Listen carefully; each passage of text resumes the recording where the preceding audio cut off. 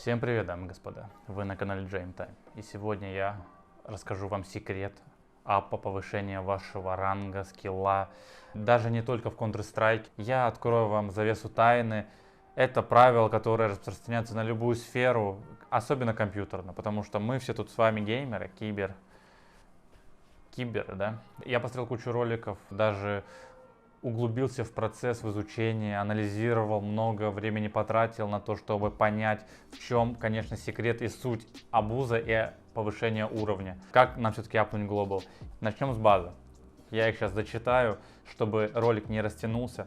Английский язык, информация, там позиции и так далее. По этому пункту кратко. Вы должны знать базовые предложения на английском, чтобы правильно коммуницировать, передавать информацию. Название точек, ганов — это общий признанный язык в Counter-Strike, на котором все должны общаться и все на нем умеют. Базовые гранаты. Заострять внимание не буду, у меня куча роликов про гранаты, и вы должны на всех картах знать, ну или на тех, на которых вы будете играть. Гранаты в Counter-Strike — это важная вещь, пацаны. Стрельба, что они говорить, да, а им надо трениться.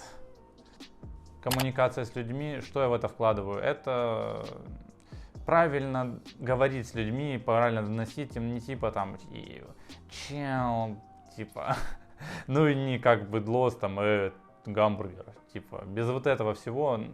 Обычный голос, жизнерадостный, из себя выжимать, научиться говорить супер френдли, потому что никому не интересно, в каком ты настроении, ты зашел на микс, ты хочешь победить, чел с тобой, который зашел, тоже вряд ли хочешь проиграть. Куда же у нас без не сдаваться? Ну да, это банально, короче, ну не надо сдаваться, если ты сдался, ты не Наруто точно и ничего не добьешься. Люди, которые заходят и играют с майндсетом пох проебали, то, ну типа...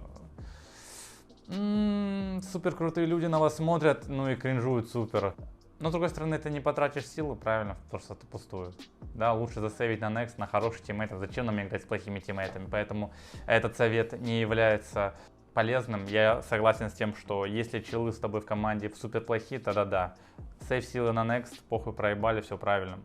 Крутой ник Ава — это супер важно, если честно, потому что ты себя ассоциируешь с тем персонажем, который у тебя на Аве, твой ник.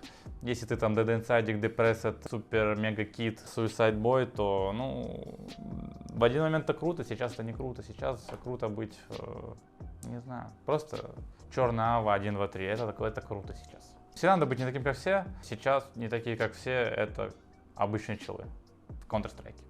Наплодились анимешники, ребята. Получение Элла и все эти советы от экспертов, потому что надо грамотно общаться, тренировать стрельбу, развиваться, это, конечно, все такое абстрактное, что-то неосязаемое. Все мы и так знаем, что надо там заниматься спортом, следить за питанием, но хочется чего-то реально конкретного, четкого.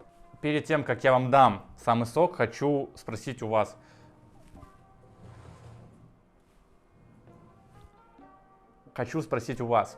А зачем вы играете в Counter-Strike?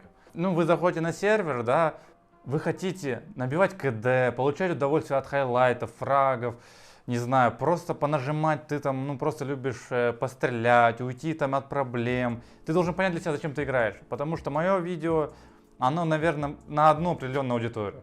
Мое видео рассчитано на людей, которые любят, ну, зарывать челов и побеждать. Потому что если ты кайфуешь просто потому, что ты как бы вот так вот мышкой водишь и типа кайф, то, ну, ты крутой, я так не могу. Я могу кайфовать только если я буду переигрывать каких-то сильных оппонентов и врагов. Только тогда получается такое удовольствие, это дофамин-то выделяется. И когда мы с вами уже определились, кто мы есть, вы человек, который хочет побеждать, хочет получать максимальное удовольствие от игры, развиваться в ней, ну или просто ачивка все равно крутая. У меня 10 уровень фейсита. Из этого вытекает все. Если у тебя 10 уровень фейсита, то ты на работу придешь свою, ты скажешь, ну я 10 апнул. И сразу уважение. В иерархии твоих друзей, корешей, подпивасов ты уже бог. Ты уже сделал то, что не сделали они. Ты всегда найдешь пати, в котором ты будешь лучше, чем кто-либо, да? Люди будут уважать тебя только за твой уровень. Там жать тебе руки, давать тебе скидывать дроп. По ходу того, как ты развиваешь, да, там в школе у тебя там во втором классе 5 уровень, все тебя респектят. Перешел в 7, там уже люди посерьезнее, там 7 уровень. И так до конца доходишь, и в конце тебя респектят самые, ну, лучшие из лучших. А когда тебя респектят лучшие из лучших, то ты уже как бы, сами понимаете. Хочу сказать одно глобальное правило, к которому я пришел спустя 21 тысячу часов в Counter-Strike. Global Offensive. Не играйте в соло. Соло — это мертвая игра. Если вы хотите апать уровень, получать какой-то опыт командной игры, все-таки когда это командная игра 5 человек, постарайтесь найти друзей, с которыми можно поиграть. Если вы играете без друзей, то, ребята, шанс того, что вы потратите время впустую, повышается в разы. Скажу вот что, вот жизненная ситуация моя. Я играл ММ, был бигстаром, год, может 1,5 года я был на бигстаре, прикиньте. Все почему? Я играл в соло. Потом я написал какую-то группу ВКонтакте в своем городе, там типа поиграем, я там с Новороссийска. И мы там начали что-то общаться быстро, и я апнул Global за пару месяцев. Counter-Strike не предназначен для соло игры. Как бы это ни звучало там прискорбно, но в доте хотя бы есть ММ, где ты играешь в соло, там у тебя роли потом недавно добавили, да, там либо там пару лет, не знаю, там давно Dota не играл. КС был реально командной всегда игрой, и у людей, которые играют в пати, у них преимущество, у них есть разные наработки, комбинации и так далее. Твой круг людей, с которыми ты играешь, должен постоянно расширяться, потому что ты развиваешься как игрок и должен постоянно искать новых игроков, людей, у которых больше мотивации, не быть заложником типа друзья, там все вместе АПМЛ, потому что в один прекрасный момент они просто тебя разозлят, ты с ними поссоришься, а потом надо будет играть в соло, да? Возможность играть в стаке — это самое такое, знаете, золото, которое даже у меня сейчас нет. Я, когда хочу поиграть в Faceit, у меня нет людей, с которыми я могу это сделать. И я сам, когда играл, полгода назад, я добавлял людей с Faceit и говорил, go играть вместе, потому что, невозможно играть, будучи в соло. Это самое сложное. Допустим, в стаке вы быстрее все сделаете. Но в соло на самом деле возможно, если ты high skill, прям супер в хлам. И если ты, сверхчеловек. Но мы с вами обычные люди, поэтому, опять же, повторюсь, надо играть в стаке. Важно четко и трезво оценивать свои силы в конкретной игре, в конкретной пачке. Ты, если самый лох, самый слабый, пойди прыгай на Б. Например, на мерже так принято. Ты опорник. Потому что ты меньше всего влияешь на игру с точки зрения карты. Надо уметь играть на плохих ролях. Если вы не хотите всегда играть на плохих ролях, но вы не будете играть, потому что вы все равно из-за рейтинга и ранкеда вы будете в патчах сильными, и вы будете играть уже на своих ролях. Поэтому всем людям советую освоить 2 роли. Одна роль, которая опорническая, допустим, Мираж, да, все знаем Мираж. Б опорник. Качественных топовых Б-опорников мало. Вторая роль, твоя Зиггер, коннектор, может даже А. Ты уже на ней играешь, потому что ты больше влияешь на игру на этих ролях, и ты уже играешь, когда ты сильный в пачке. Когда ты самый слабый, либо у тебя не идет игра, прими это, и если ты играешь ради победы и ради абуза, просто не умирай. Успокойся, не оверпикай, не надо кому-то доказывать, что ты хай-скилл игрок. Сегодня не твой день, потренишь стрельбу, вернешься сильнее. Дай доиграть 14-14, не бери риски, дай челу, которую идет, это сделать. Что ж, друзья, перейдем к правилам. Основные вещи, без которых вы не сможете добиваться успеха в любой сфере абсолютно, я вас уверяю. Первая вещь — это, как ни странно, сон. Когда ты не доспал, пошел играть серию фейситов, то ты тупишь. Банально, ты не принимаешь те решения, которые ты бы принимал, будь ты в своей лучшей форме физической, моральной и так далее. От недосыпа формируются маленькие человечки, которые в голове бьют тебя по нейронным связям маленькими молоточками, и твоя голова замедляет работу. Вот так я смотрел недавно курс по нейробиологии. Вторая вещь — это еда. Не надо играть в Counter-Strike, если ты не поел. Не знаю, у каждого человека по-разному. Я, например, голодный лучше себя чувствую. Не то что голодным, а таким с бананом в животе одним, да, вот он. С одним бананом нормально вообще катается. Особенно когда я на пике сил подхожу к играм за счет того, что я не прям много ем. И нельзя нажираться и идти играть серию фейситов, потому что ты не медленно будешь нажимать на кнопки, что-то не доводить мышкой, будешь злиться. Почему так? Потому что ты переел и поел, ты просто потерял день жизни, не зафармил свое эло, потому что ты сам не доиграл. Поэтому за здоровьем, за сном надо следить. Третья вещь, я сейчас только что посмотрел телефон. Не смотрите в телефон. Если вы играете на победу, уберите все отвлекающие факторы. Телефон, беззвучный режим, перевернули, положили, не смотрите в него, он вас будет отвлекать от процесса. В момент, когда вы играете, вы в процессе изучения, получения опыта, ситуации, думаете, я бы тут так, я бы тут сяк, блин, надо было здесь вот так, этому человеку надо вот так сыграть. И когда вы умерли, все, альтап, что там Папич смотрит, то вы инста теряете, у вас расфокус. И в моменты, когда будет 14-14, 13-13, важный раунд, вы не сможете контролировать фокус. И это такая проблема, я говорю, правила эти, о которых я говорю, они касаются всех сфер. Отвлекающие элементы. Исключить из вашего зоны доступа альтап, телефон, может там у вас младший брат там вас бьет по ноге, не знаю, что угодно, собака на вас прыгает. Это все надо как-то изолироваться и быть в full фокусе на мониторе, который перед вами. Вот уже ближе к игре. Не надо распыляться и изучать все 6, 7, 8 карт. Да, там кэш, что-то даст играют, пытаются апать Элла там. На офисе есть чуваки, которые апают Эл, хотя им отдельный респект, потому что, это прям грязные методы и приемчики. Играть пачкой в офисы, да, я против таких тоже играл. Даже когда недавно запускал на стримах офис с другом, реально пачка попадается чулов, у них стратегии, своих тактики. Надо играть одни и те же карты, чтобы на них нарабатывать опыт ситуации. Я понимаю, что КС профессиональные обычно отличаются. И ты на моменте, когда заходишь на сервер, против тебя люди могут сделать все, что угодно. Но, ребята, мета существует. Мета в про на разных уровнях игры на фейсите существует. Я объясню, как она формируется, такая глобальная бессознательная мета. Те люди, которые много играют, они бессознательно имеют преимущество над теми, кто играет мало. Определенные карты, да. Вот, например, Мираж.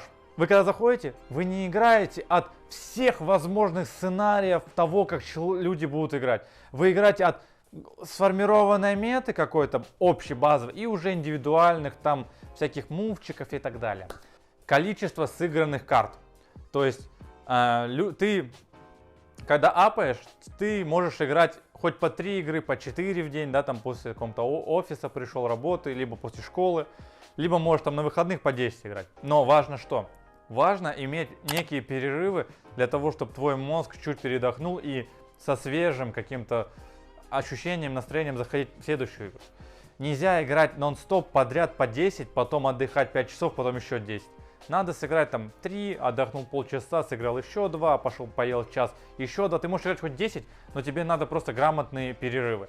Это все индивидуально, да? Когда ты молодой, ты можешь играть хоть по 15 в день, ты кайфуешь, вообще кайф. Но это все равно сказывается на твоих решениях, работоспособности, грамотном уже нажимании на кнопки. Чем круче ты умеешь отдыхать и восстанавливаться, тем лучше, да? Почему там люди там в баскетболе не играют там весь сезон, у них там они идут на замены, играют неполное время, потому что просто банально организм изнашивается. И в Counter-Strike то же самое. За день ты там можешь там первый день сыграть 10, не устал, второй день 10, третий 10, но на четвертый день у тебя уже будет накопленная усталость, которую ты сам не осознаешь, но она существует, и из-за этого ты будешь просто проигрывать. Поэтому грамотно выстроить определенный там график, и по которым ты играешь, получаешь там удовольствие, отдыхаешь, и стараться не накапливать усталость и стресс, да, особенно когда идет лустрик, ты больше всего нервничаешь, и негативные эмоции, там сидишь, все дела. Мало кто скажет, но и об этом не говорят, да, это является такой информацией, о которой не принято говорить в паблик, но эта информация будет сегодня сказана в этом видеоролике. Анализировать свои демки с фейсита. Что я в это вкладываю? Сыграл плохо, скачал демку и посмотрел, почему ты сыграл плохо. Каждый раунд пытаешься проанализировать свои действия. Желательно это делать, например, ты сыграл серию из 4 фейситов, 2 сыграл нормально, 3 чуть хуже, но выиграл, 4 в хлам плохо сыграл, скачиваешь его и смотришь, где и как, почему ты умирал. Открою сейчас глаза многим, но большинство ошибок, которые вы совершаете из-за того, что вы играете не в нормальном состоянии. Где-то ты разозлился, побежал, нажал, где-то ты не смог дисциплинированно сыграть, убить, где-то ты наоборот слишком скованно чувствуешь себя, не хочешь лишний мув сделать неправильно, из-за этого твою команду убивают, где-то ты в стресс попал. То есть ты когда сам свои игры будешь смотреть, ты поймешь, что практически больше 50% ошибок это там, где ты это знаешь, как играть, но по каким-то причинам у тебя в голове, либо там не у тебя в голове, у тебя в ногах, не знаю, из-за чего-то ты допускаешь какие-то нелепые ошибки. Как это фиксить? Я говорю, высший пункт, работаешь над состоянием, пытаешься постоянно играть в одном. Если ты там постоянно кричишь, кричи там всегда, но и то, там, это тоже отдельный разговор про людей, которые тратят много там сил и энергии. Но такие люди есть, и им так проще. Есть люди, которые лучше будут в фокусе, собранные и там где-то не радоваться, где-то не злиться, а просто спокойно. Такие тоже есть. И найдите свое состояние, в котором вам комфортно, и через него старайтесь играть любые игры. 50% ошибок на этой почве. А другие 50% ошибок, мне кажется, это просто знание об игре. Ты не знаешь, где как стрейфануть, ты не знаешь, что делать в этой ситуации. Ты первый раз оказался в ситуации, когда там клатч 2 в 2, как вам стать в Crossfire, чтобы вы там друг друга затрейдили. Ты не знаешь гранату, которую с этого спота там грамотно там появилась щель. Это 50%. И ты, анализируя свои игры, будешь развиваться быстрее.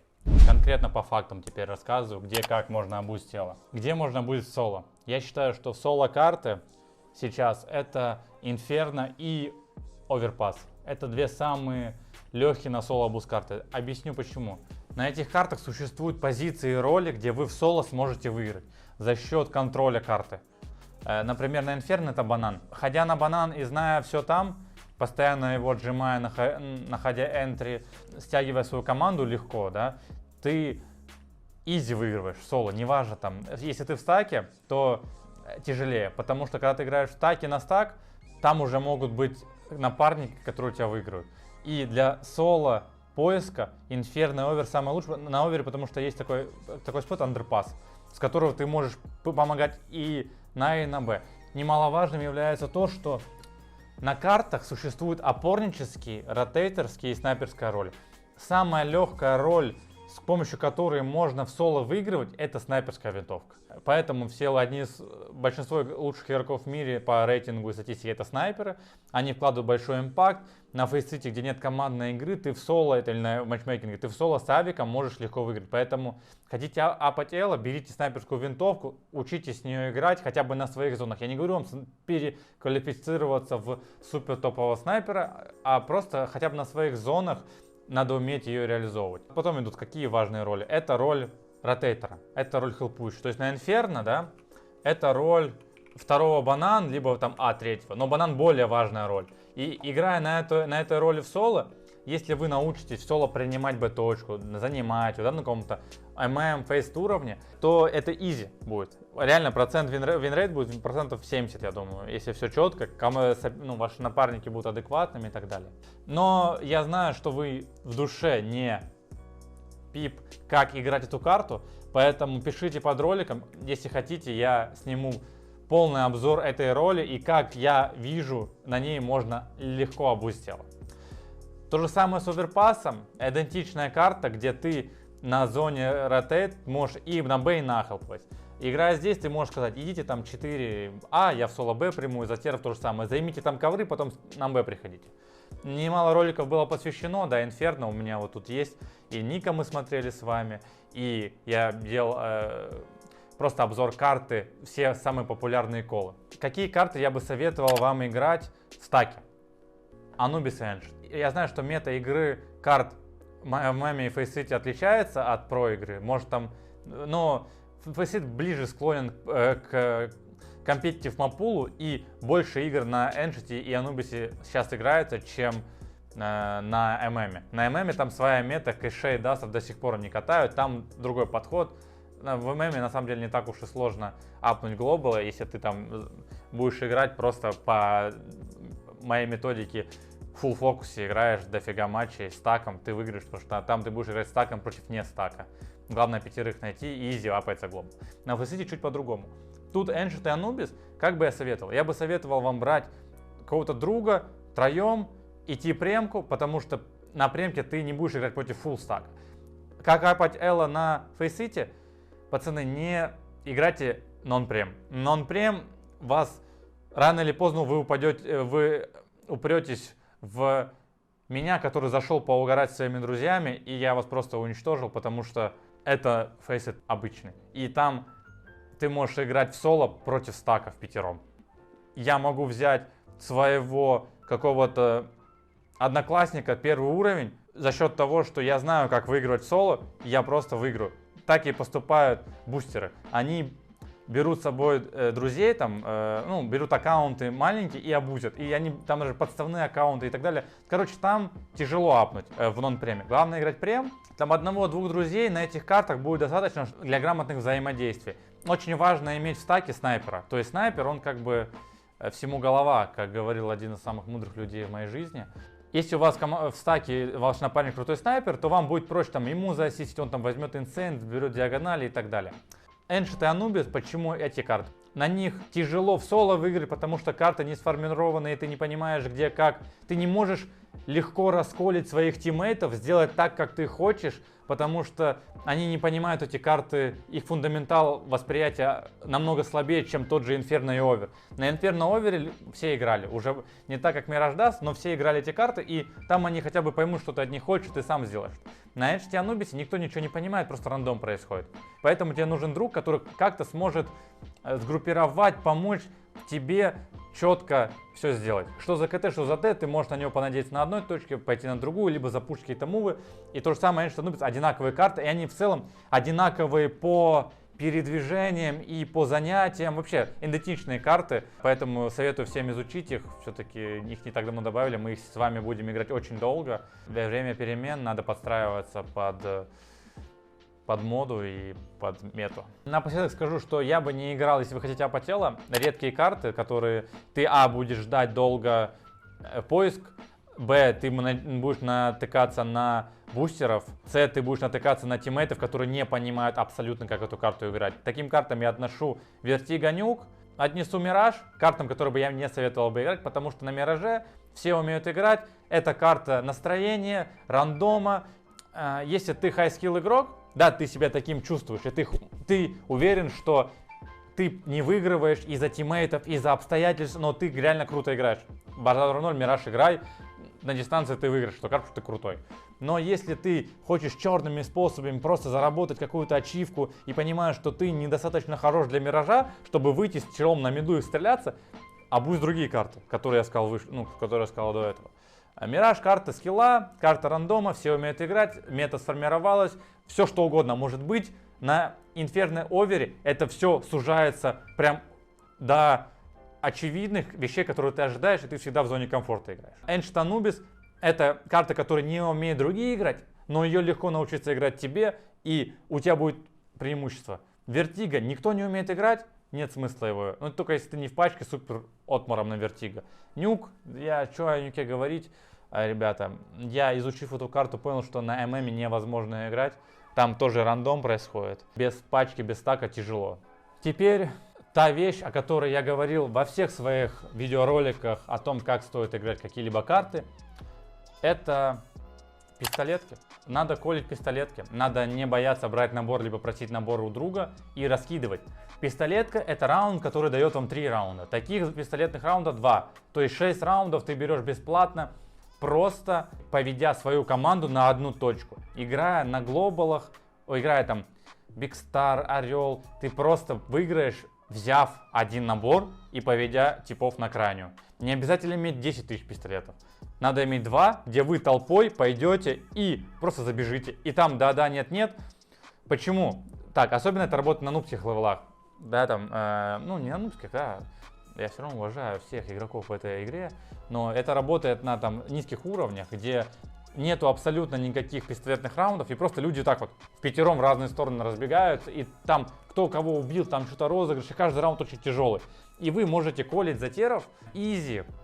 Какие-то там на Inferno пойдем, там 5 дроп с ковров, пойдем там на Б под один набор, пойдем там, побежали там на овере, Б-раш, там смог, и процент пистолеток возрастет там до 70, думаю, до 60. После этих пистолеток, что самое важное, и вообще важно затеров, антифорсы. На миксах, когда ты апаешь ранги, нет такого, что команда жестко берет раунд против пистолетов, не отдавая там ганы, там происходит рандом, то есть играя микс, все возможно. Ты можешь проиграть там 5-2, 5-1, 4-2 и нет закономерности. Но ты можешь уменьшить этот рандом до момента, что ты всем на таких раундах, когда у соперника плохая экономика, просто собираешь толпой и ведешь за собой. Говоришь, пойдем со мной и распикиваешь четко все точки, тебя трейдят, ты даешь Enter, и они доигрывают. Будет такое, что твои люди будут не доигрывать, ты будешь думать, да блин, лучше бы я клатче играл. Но на дистанции, поверьте мне, это дает больше пользы, чем если ты не законтролишь всех своих тиммейтов, и они просто разбредутся кто куда хочет. Да, зеркалку делаем за КТ, то же самое за КТ. Ты должен сказать, парни, например, Инферно, стойте 3А, я пойду на Б, идешь на Б, ищешь дуэль, которая дает тебе преимущество, и если что, пытаешься задавить челов дуэлями. Брать в свои руки, я это называю, особенно на миксах, в тонких моментах просто возьмите игру в свои руки. Не вариант брать в свои руки, если ты не разобрался в том, как это надо сделать. А как это надо сделать? Тебе надо зайти на оверпас, либо на Инферно, понять текстурки моделек и грамотно распикивать, понять, какие гранаты ты бы хотел, чтобы тебе долетели, там попросить у своих тиммейтов, продумав, как ты будешь заходить. Когда ты супер сильно тренируешь этот распик, выползание, то вообще изично станет тебе бафать. Это такие сейчас советики для людей, которые там пистолетки, вот этот антифорсы и контроль экономики против плохих баев там идти толпой. Они реально помогут апнуть 10 уровень и апнуть глобал. Вот это прям трушный совет. Ты свою драгоценную десяточку 100% апнешь, я тебя уверяю 100%. Я тебя уверяю. Ролик подходит к концу. И самый жесткий, жизненный и правильный совет я оставил для людей, которые реально хотят выигрывать. Для тех, кто не заскипал большинство моих советов, посчитав, что он и так все знает. Для тех, кто реально через несколько лет придет, напишет мне в инстаграме, чувак, я реально смотрел твои ролики, респект тебе. Я не стал крутым КСером, далеко, я проиграл все свои эло, но мне было весело проигрывать. Я получал удовольствие, я работал над состоянием, теперь я банкир в крупной компании, потому что ты помог мне стать мужчиной.